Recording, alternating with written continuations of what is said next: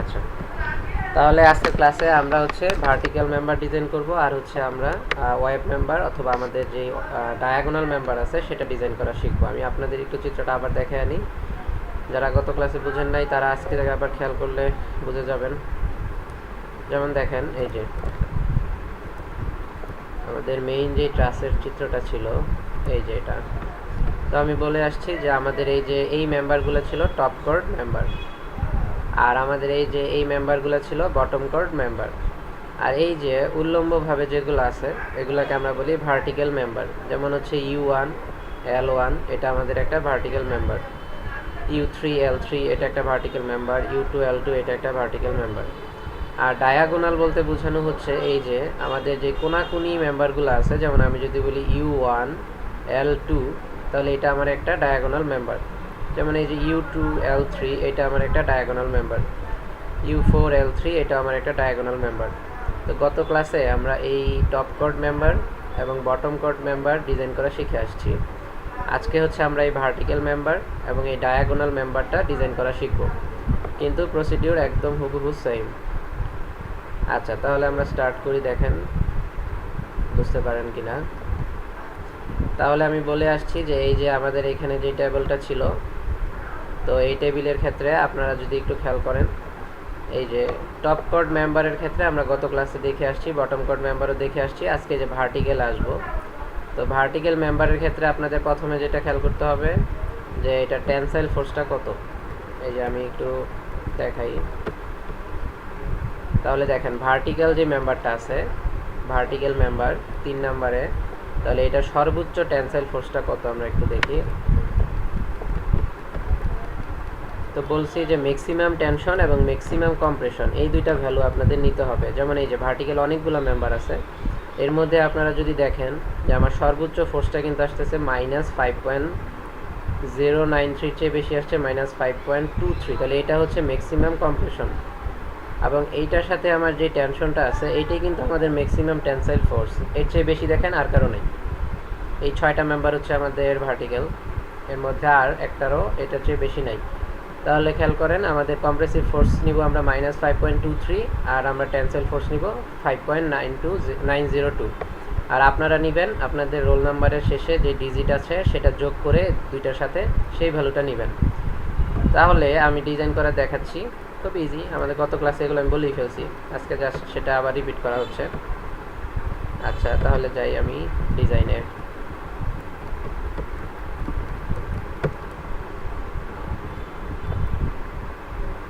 আচ্ছা, তাহলে এই যে ডিজাইন অফ ভার্টিক্যালস, আমরা যে ভার্টিক্যালটা ডিজাইন করতেছি যেটা ম্যাক্সিমাম ছিল -5.23 এবং 5.902 সেটা ছিল আমাদের U3 L3 ভার্টিক্যালটা। আপনারা উপরে চার্টে গেলেই পাবেন, সেখানে U3 L3 যে মেম্বারটা ছিল ওইখানেই আমরা এই ম্যাক্সিমাম ভ্যালুটা পেয়ে আসছি। তাহলে আমি জাস্ট এই দুইটা ভ্যালুর জন্য ডিজাইন করা স্টার্ট করব। তো গত ক্লাসে বলে আসছি যে আপনারা প্রথমে একটা এল সেকশন নেবেন। এল সেকশনগুলো কোথায় পাবেন সেটা হচ্ছে আমাদের 94 পেজে আছে আমাদের এই স্লাইডের, সেখানে আপনারা এল সেকশনগুলো পাবেন। তো আপনারা হচ্ছে L2 বা L3 এই সেকশনগুলো দিয়ে স্টার্ট করবেন সবসময়। যদি দেখেন যে প্রথম ট্রায়ালে অ্যান্সার মিলে নাই, তখন এর উপরের দিকের বা এর চেয়ে বড় সেকশনগুলো আপনারা নেবেন এবং মোটামুটি 3টা ট্রায়াল দিবেন। 3টা ট্রায়ালে যদি না মিলে রেখে দিবেন, আমরা ফুল মার্কস দিয়ে দিব। তো ধরেন আমি একটা এল সেকশন নিয়ে আসছি যেটা হচ্ছে আমার L 2.5, এটার প্রস্থ হচ্ছে 2.5 এবং এটার পুরুত্ব হচ্ছে 3/16। তো আমরা এই সেকশনটা ধরে ট্রায়াল দেওয়া স্টার্ট করতেছি। তো গত ক্লাসে আমি এল সেকশনগুলো দেখে আসছি, তাই আজকে দেখাতে চাচ্ছি না। তো বলে আসছি যে গত ক্লাসে আমাদের, আপনারা যদি তাও না বুঝেন আমি আবার দেখাবো, সমস্যা নেই। তো এল যে সেকশনটা আমি নিব আমি আপনাদের একটু দেখাই, কারণ অনেকে নতুন থাকতে পারেন। এই যে এই চিত্রগুলো আমাদের 94 পেজে আছে। তো ধরেন আমি একটা সেকশন আপনাকে এখান থেকে দেখাচ্ছি। এই যে আমাদের এই যে এল সেকশনগুলো দেখেন, তো এই এল সেকশনগুলোর ক্ষেত্রে আপনি ধরেন যে কোনো একটা এল সেকশন নিচ্ছেন L3 2 and 1/4। তো এখান থেকে আপনি দুইটা ভ্যালু চুজ করবেন। আমাদের ক্যালকুলেশনের জন্য দুইটা ভ্যালু লাগবে, একটা হচ্ছে এই এল সেকশনটার এরিয়া কত। তো এই যে খেয়াল করেন এখানে আপনার এরিয়াটা দেওয়া আছে ইঞ্চি স্কোয়ারে। তো আপনি জাস্ট ওই অ্যাঙ্গেলের জন্য আপনি এরিয়াটা নেবেন, এবং আমি বলছি মিনিমাম রেডিয়াস অফ গাইরেশন মানে RZ এর ভ্যালুটা নেবেন। এই যে RZ এর ভ্যালুটা আপনি এখান থেকে নিয়ে নেবেন, এটাই আপনার কাজ এই চার্ট থেকে। আপনি যে সেকশনটাই চুজ করবেন সেটার এরিয়া নেবেন এবং মিনিমাম রেডিয়াস অফ গাইরেশনটা নেবেন। এই দুইটা জিনিসই আমার কাজে লাগবে। আচ্ছা, তাহলে আসি এখন আমাদের যে ডিজাইনটা আছে। তো ধরেন আমি যেই সেকশনটা নিছি সেটা আমি চার্ট থেকে চুজ করে আমার ভ্যালু দুটো আমি নিয়ে নিছি, এরিয়া এবং আমাদের যেই মিনিমাম রেডিয়াস অফ গাইরেশনটা লাগবে সেটা আমি নিয়ে ফেলছি। তো এই ভ্যালু দুটো কত আসছে, একটা হচ্ছে আপনার 0.902 ইঞ্চি স্কোয়ার আর মিনিমাম রেডিয়াস অফ গাইরেশন আসছে 0.495 ইঞ্চি। তো এরপরে আসি আমরা যে সেকশন চুজ করছি তাহলে এটা কম্প্রেশনের জন্য ঠিক আছে কিনা। তো কম্প্রেশনের যে ফর্মুলা ছিল সেখানে আমরা প্রথমে স্ল্যান্ডারনেস রেশিওটা বের করে আসছি, আপনারা যারা অ্যাসাইনমেন্ট করেছেন সবই জানেন। তো KL/R ছিল আমাদের ফর্মুলা। কে এর ভ্যালু বলছি অলওয়েজ ট্রাসের জন্য আমাদের 0.6। এল হচ্ছে আপনার যেই আপনি যেই ভার্টিক্যাল মেম্বারটা নিচ্ছেন সেই ভার্টিক্যাল মেম্বারের দৈর্ঘ্যটা কত বা উল্লম্ব অংশটা কত। যেমন দেখেন আমাদের কোন মেম্বারটা আমরা সিলেকশন করছি, আমরা হচ্ছে U3L3 মেম্বারটা সিলেকশন করছি। তাহলে আমরা একটু উপরে চিত্রে চলে যাই, U3L3 আমাদের কোনটা দেখেন, U3L3। আচ্ছা, এটা কত পেজ? ওকে, 22 নাম্বার। এই যে দেখেন U3L3, তাহলে এইটাই কি আপনার হাইয়েস্ট যেই পর্শনটা সেটাতেই আপনার ম্যাক্সিমাম মিনিমাম আসছে। তাহলে ভালো, আপনার যে ট্রাসের হাইট ছিল সেই প্রথম ক্লাস থেকে আপনারা ক্যালকুলেট করে আসতেছেন। যেমন আমরা এটাকে 60 দেওয়া হয়েছিল এবং 1:4 বলা হয়েছিল, তো সেই হিসেবে আপনাদের হাইটটা সম্ভবত 15 ফিট আসার কথা। তাহলে আপনি এই 15 ফিটটা নিয়েই কাজ করবেন, তাহলে এটার লেন্থ কিন্তু আপনার হয়ে গেল 15 ফিট, মনে রাখবেন। আচ্ছা,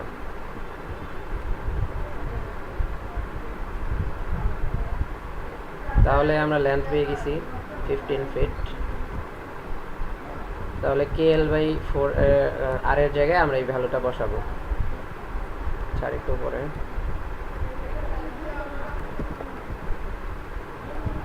হ্যাঁ বলেন।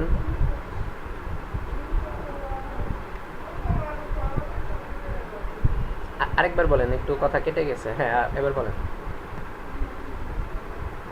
বলেন।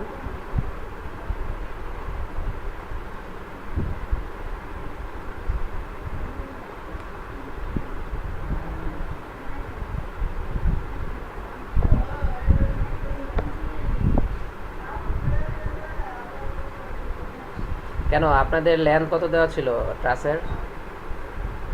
60 ফিট দেওয়া ছিল না? 60 ফিট। হ্যাঁ, 15 ফিটই তো হয়।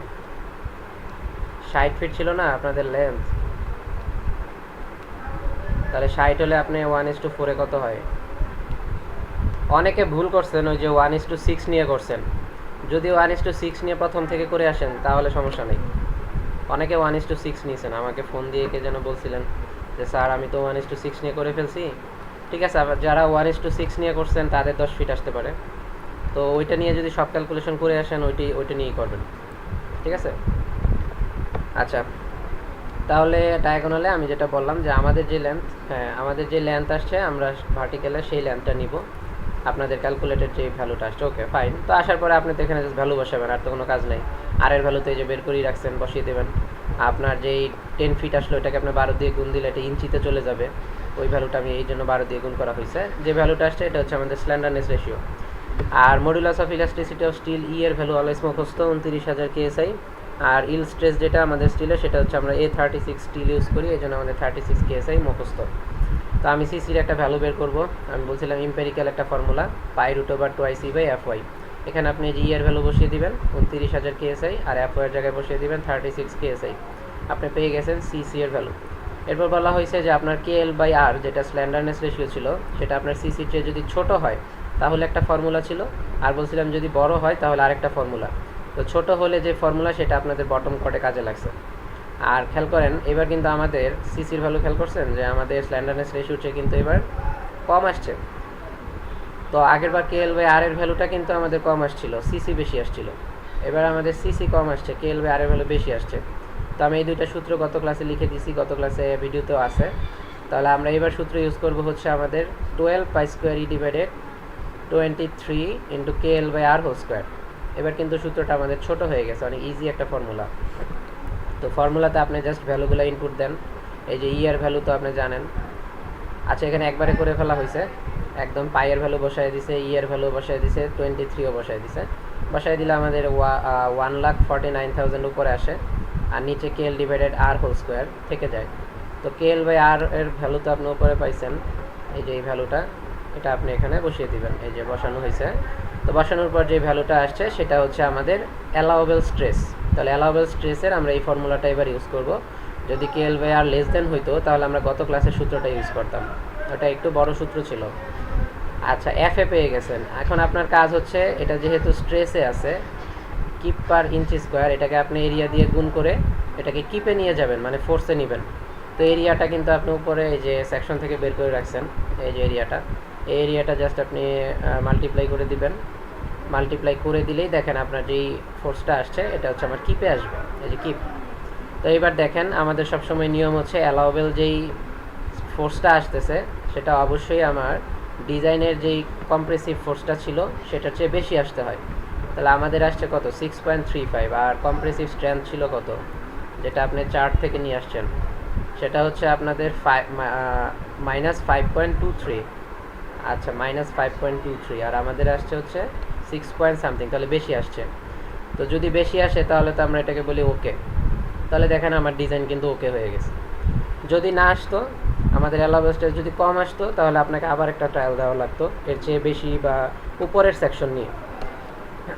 কারণ উপরের দিকে যত যাব আমাদের সেকশনের লেন্থ উইথ বাড়তে থাকে, মানে এটার ক্যাপাসিটি বাড়তে থাকে বা স্ট্রেংথ বাড়তে থাকে। আচ্ছা, তো আমাদের টেনশনের জন্য যদি এবার আবার চেক করি, তাহলে আমি বলছিলাম টেনশনের জন্য আমাদের ফর্মুলাটা খুব ছোট, ফিক্সড একটা ফর্মুলা, সেটা হচ্ছে FT = 0.6 ইন্টু FY। তো এখানে FY এর ভ্যালু বলছি 36 বসাইতে হবে। তো আমাদের ইল স্ট্রেস তো 36, সো এটা কিন্তু সবসময় মুখস্থ ভ্যালু, আসলে 21.6, এটা আসলে সবসময় আপনি মুখস্থ রাখলেই হয়। তাহলে খেয়াল করেন, টেনশনের ক্ষেত্রে অ্যালাউবেল স্ট্রেস বের করা খুব ইজি। 21 আসছে, তাহলে এটা আমার কি আসতে হবে, অবশ্যই আমার যেই টেনসাইল ফোর্স ছিল সেটার চেয়ে বেশি আসতে হবে। দেখেন টেনসাইল মাত্র 5 পয়েন্ট ছিল, আর আমার চলে আসছে 21। সরি, এটা তো কেস, এইটা আছে, এটাকে কিপে নিতে হবে না। তাহলে এটার সাথে এরিয়া গুণ করেন, এই যে এরিয়া গুণ করা হলো, এরিয়া গুণ করলে সেটা ফোর্সে চলে গেছে।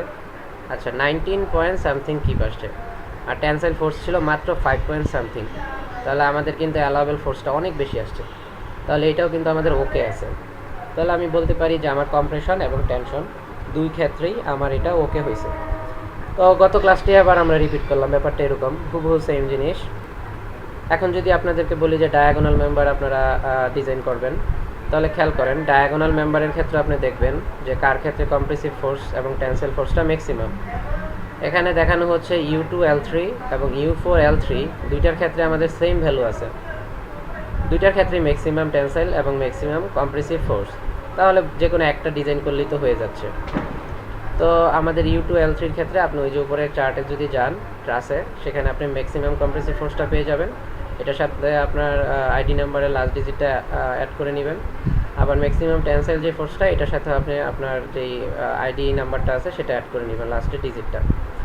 তো আমাদের কাজ আবার সেম আগের মতোই। ডায়াগোনাল মেম্বারের ক্ষেত্রে সাধারণত ফোর্স বেশি আসে, সেক্ষেত্রে আমরা L3 সেকশন থেকে স্টার্ট করি। হ্যাঁ, বলেন বলেন।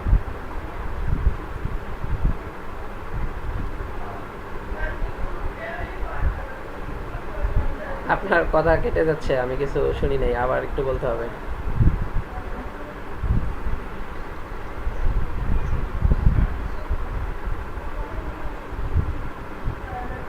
আচ্ছা আচ্ছা, হ্যাঁ হ্যাঁ, এটা একটা ভালো কোশ্চেন। দেখেন আমাদের ডায়াগোনাল মেম্বার বের করে আসতে হবে। আচ্ছা আচ্ছা, ঠিক আছে, তো দেখাই, দেখেন U2L3, ওকে আমরা উপরে যাই। U2L3, হ্যাঁ ভালো কোশ্চেন করছেন, U2L3, এটা তো আমরা কখনো বের করি নাই। আচ্ছা, তাহলে একটু উপরে যাই। হ্যাঁ, এই যে এটা হচ্ছে আমার চিত্র, U2L3, ধরেন এই যে এই মেম্বারটা, তাই না?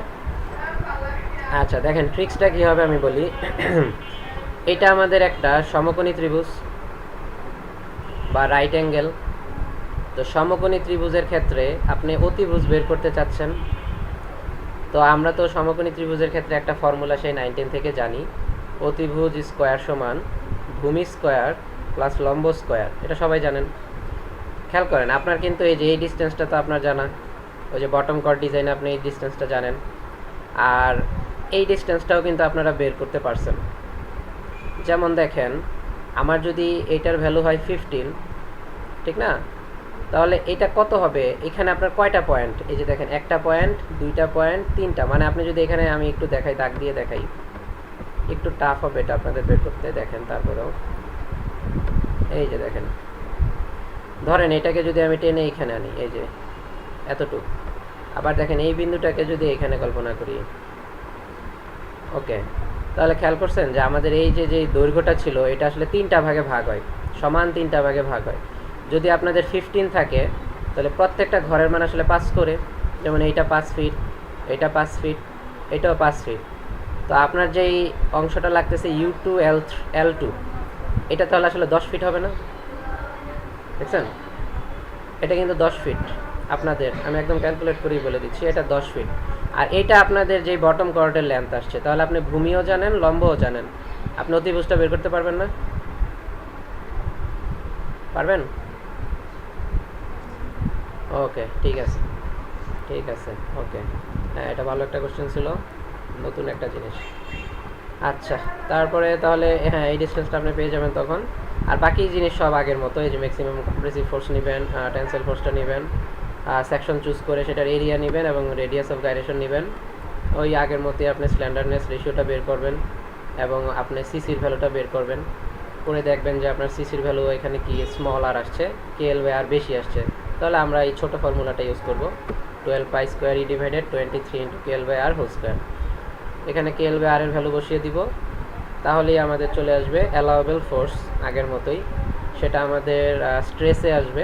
আমি ওইটার সাথে আমার এরিয়াটা গুণ করে দিব, যে এরিয়াটা আমি সেকশন থেকে চুজ করে আসছি। এই এরিয়াটা যখন আমি গুণ করে দিব, তখন কিন্তু আমার এই যে এরিয়াটা সেটা চলে যাবে কিপে, মানে ফোর্সে চলে যাবে। তো ফোর্সে চলে গেলে আমি সেটাকে আমার কম্প্রেসিভ ফোর্সের সাথে তুলনা করব। তো আমাদের কত আসছে? তো আমাদের আসছে 9.18, আর আমাদের যেই ডিজাইন স্ট্রেস ছিল সেটা ছিল মাত্র 7.4। তাহলে দেখেন আমাদের কিন্তু এটা বেশিই আসছে, তাহলে ডিজাইন ওকে। আবার সেম আপনি টেনসাইল স্ট্রেসের ক্ষেত্রে ফর্মুলা তো ফিক্সড 0.6 FY, আর এটা আমি বলছি আপনারা চাইলে মুখস্থই রাখতে পারেন, 21.6 KSI। এটার সাথে এরিয়া গুণ করে দিলে আমার সেটাও ফোর্সে চলে গেছে। তাহলে আমার আসছে 21 পয়েন্ট সামথিং ফোর্স। তো আমাদের টেনসাইল ফোর্স ছিল 15 পয়েন্ট সামথিং, তাহলে এইটাও কিন্তু আমাদের গ্রেটার দেন আসছে। তাহলে আপনার তো বুঝেই গেছেন, যেহেতু গ্রেটার দেন আসছে তাহলে আমি কি করব, আমার এই সেকশনটাই আমার ওকে। তাহলে আমার যেহেতু সেকশনটা ওকে, তাহলে বলা যায় আসলে আমার যে L3 আমি সেকশনটা চুজ করে আসছি সেটা আমার ডায়াগোনাল মেম্বারের ক্ষেত্রে ওকে আছে। তাহলে এইটাই আমার চোজেন ভ্যালু। তো আজকে দেখেন আমাদের এই দুইটা ডিজাইনই করতে হচ্ছে। একটা হচ্ছে আপনি ডায়াগোনাল মেম্বার, আরেকটা হচ্ছে আপনাকে কি করতে হবে, ভার্টিক্যাল মেম্বার। হুবহু আগের মতোই, শুধু আমাদের চেঞ্জ আসবে, লেন্থে এবার চেঞ্জ আসছে, এবং আমাদের এই যে অ্যালাউয়েবল স্ট্রেসের ফর্মুলাটাতে চেঞ্জ আসতে পারে। তো আপনারা এই দুইটা খেয়াল করে অ্যাসাইনমেন্টটা করবেন। আমি গত ক্লাসে 4টা একসাথে পড়াইতে পারতাম, কিন্তু অ্যাসাইনমেন্ট লোডটা বেশি হয়ে যাবে, তাই আমি 2 স্টেপে পড়ালাম। আমাদের সিলেবাস খুব বেশি বাকি নেই। নেক্সটে আমরা ডিজাইন করবো হচ্ছে, আমাদের তো প্রায় মেম্বার ডিজাইন শেষ, আমরা হয়তো বা নেক্সট ক্লাসে জয়েন্ট ডিজাইনটা করে ফেলবো আর কি। তাহলে দেখা যাবে আমাদের সিলেবাস মোটামুটি কমপ্লিট। তো আপনাদের কারো কোনো কোশ্চেন থাকলে আমাকে করতে পারেন।